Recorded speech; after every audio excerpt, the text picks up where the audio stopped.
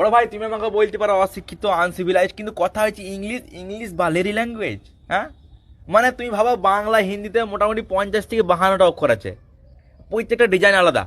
আর সেইখানে English, English van তো 26টা অক্ষর লিখতে যেতে মা মরিয়েছি। হ্যাঁ, সালা বি লিখছি, বিজি বিটা এরকম, আর বলছি সি তারপর ডি কে লিখবো, বিটাকে উল্টিন দাও, বলছি পি তাহলে পি তাহলে বিটাকে সোজা করে দাও, ওই কিউ তাহলে পিটাকে আবার উল্টিন দাও। মানে এই চলছে 4টি অক্ষর লিখতেছি, মা আমি তোর মা মরিয়েছি ভ্যান। মানে হেগি মুইতে একাকার করে দিয়েছে। আর মা তো এখানে চুল ওদের যখন বলছি যে এম এ নো, তাহলে ওকে কি লিখবো, তখন আর জ্ঞানী বলছি যে তাহলে এক কাজ কর জিরো লিখি দে। কে বুঝতে পারছি যে কোনটো আর কোনটো জিরো, মারা তো ক্ষমতা নাই তো বানানো দরকার রে। হ্যাঁ, আর এইটি কি যে A for apple B for ball, মানে আপেল থেকে ডাইরেক্ট বলে শিফট করি যারা ছেলেগুলা ইন্টারেস্ট থাকবে কার যে আপেল থেকে বল কি করে মানে খাবো না খেলবো, বুঝতে পারছেন তো। আর আমাদের বাঙালি বাংলাতে বলছি যে অয়া অজগরটি আসছি তেড়ি আমটি আমি খাবো পড়ি, মানে সাহস দেখো, ডেডিকেশন দেখো, বীরত্ব দেখো।